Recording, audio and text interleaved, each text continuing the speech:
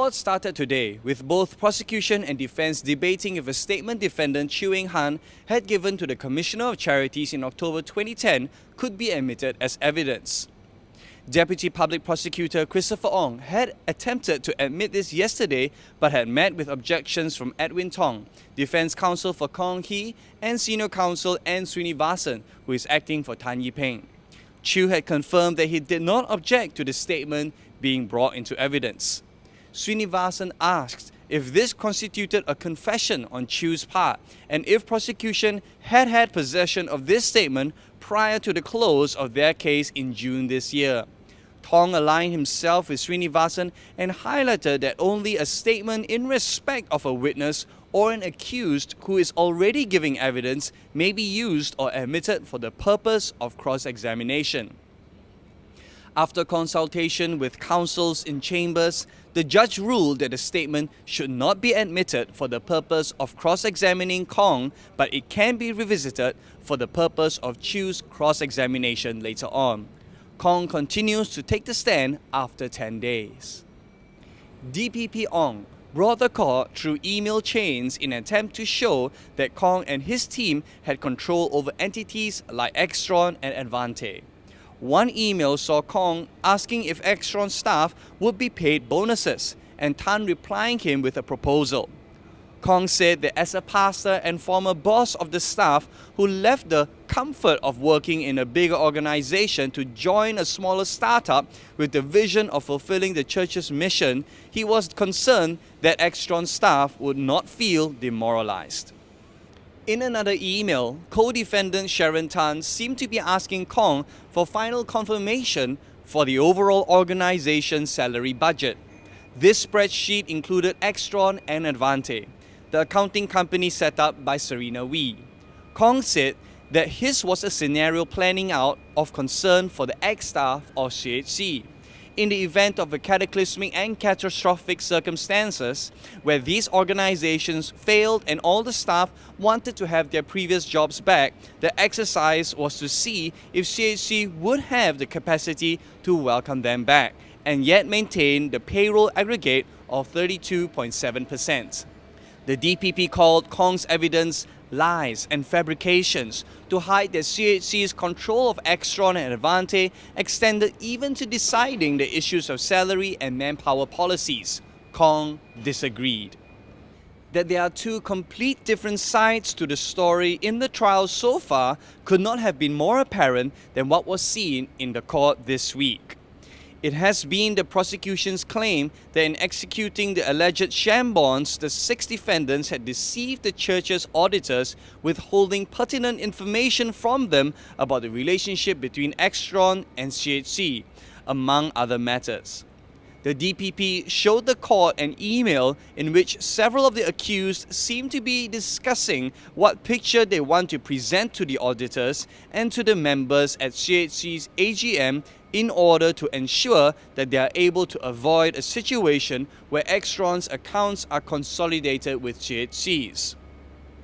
Kong replied that a follow-up email to that exchange would have shown the exact opposite. In it, Auditor Fung Dao Cheng had advised the CHC parties not to state that the church had full control but some control over Extron. The auditor would have known about the relationship between Extron and CHC in order to make that statement. When Kong requested if he could open the exhibit to illustrate his point, the prosecution refused. Kong reminded the court that the defendants did not go to various professionals, but instead, on the advice of Fung, kept to just one audit firm.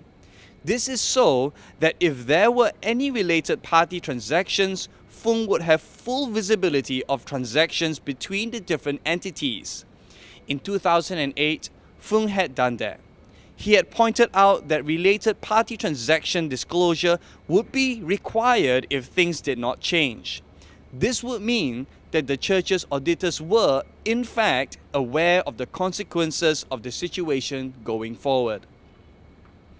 With reference to CHC's AGM on 27 April 2003, DPP Ong questioned Kong on the accuracy of saying that no church funds were used for the production and promotion of Sun Ho's album.